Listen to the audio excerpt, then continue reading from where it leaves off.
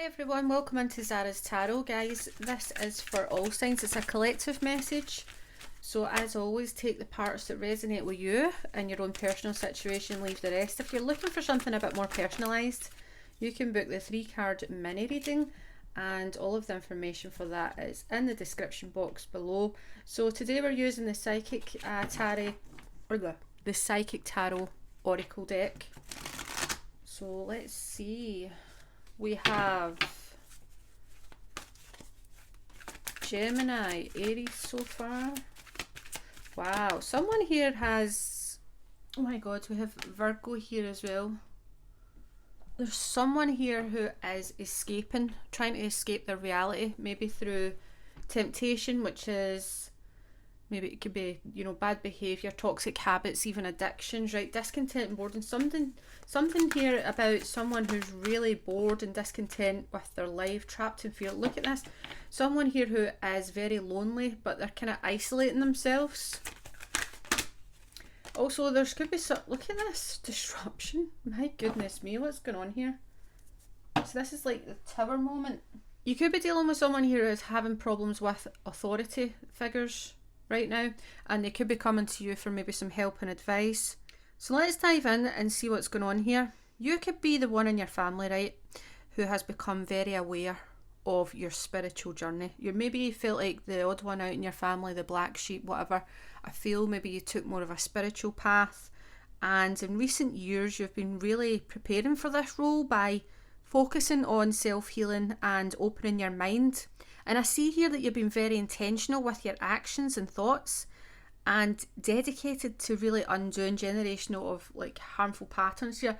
You could be coming from a really dysfunctional family here. Maybe even like drugs and alcohol abuse, you know, mental health issues, that type of thing. And you're the one breaking these generational patterns. Something that's been passed down from your family. So the responsibility has been handed to you, possibly from birth, right? And everything unique about you helps you fulfill this role. So if you feel different, that's because you are. It's a gift, all right? Maybe you're empathic, sensitive, intuitive. Maybe you have psychic abilities, healing abilities. They're all gifts. And you've had to be very strong and resilient. And everyone knows that you've had to kind of grow up maybe in a tough situation. If it's not your childhood, some of you have been in like really toxic and harmful relationships, possibly with narcissists and toxic people with addictions, that type of thing. So it's really important for you to be very gentle and patient and compassionate with yourself as you navigate this journey. Be easy on yourself and really, really take care of yourself and nurture that inner child's part. Because you're breaking these generational patterns and healing your family's lineage. It's a significant responsibility, and it might feel really uncomfortable and heavy at times. You might find yourself confronted by an old mindset or old behaviours. Maybe this was you at one point, maybe you had addictions, maybe you were toxic at one point, right? It's very common. You could be a bit of a wounded healer, which most healers are. Okay, they have to go through it to understand it, to then come out the other side and help other people break free. Some of you as well might find yourself confronted by an old mindset, maybe around, you know, before 2020, when you were feeling a bit lost and lonely. Maybe you were seeking some sort of validation. Maybe you have changed your life around since 2020. You know, it's been nearly 4.5 years. You could have totally changed as a person, right? And this past version of you might resurface, you know, in your thoughts, in your dreams. Maybe you get flashbacks. Maybe you're still healing from that. Familiar patterns from people at that time. Maybe it just really still gets to you, you know, what you were doing back then or who you were around. And, you know, I seen a funny meme the other day on TikTok, and it was like, you know, I used to party in kitchens with strangers and crazy people, but now I'm anxious when I go to Tesco's, right? I mean, it's so common. We all have this to some level, right? So it's really important that you do not confuse this past version with who you are now. Instead, that you can connect to your past self through meditation, right? And acknowledge the strength and resilience while thanking them, you know, this past version of yourself for the pain, but it's where you are now, it's where it's led to now, and it's allowed you to evolve and mature as a soul, as a person, right? So recognize how far you've come here. You'll be feeling renewed and empowered, and you really should start seeing yourself as capable of overcoming any sort of challenge.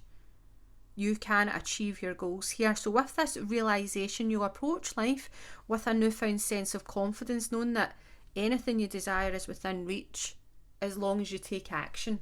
So you've came through it here. I feel there could be someone round about you that's triggering this within you, or they're triggering a past relationship here when I see that.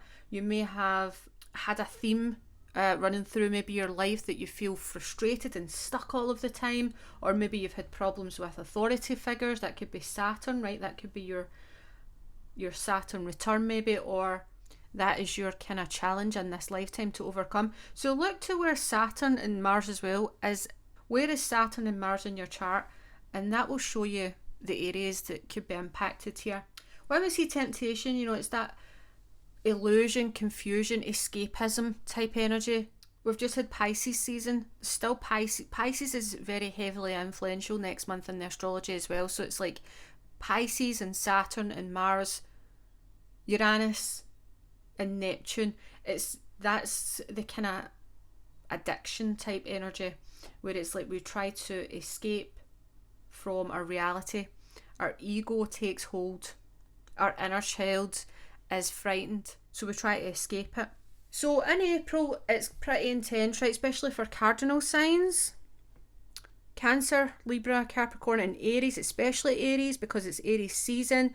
They'll be extra intense because we have another eclipse on April the 8th, Mercury retrograde on the 1st.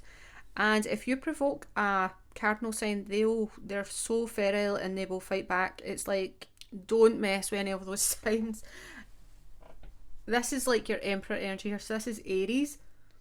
The eclipses can bring up, our past issues, insecurities, all of the things, right? And that looks what's kind of happening here. You could be second guessing yourself, asking yourself if you're good enough. It could be something around your self-worth and your confidence, but it's really important for you to prioritize your well-being and focus on what is working and focus on your achievements to date.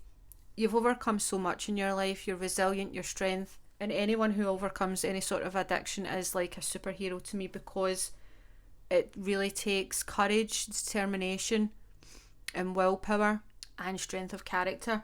So I take my hat off to any of you who have been through that. So guys, that's what I have for you for today. As always, please like, share and subscribe. Take care, and I'll see you in the next one.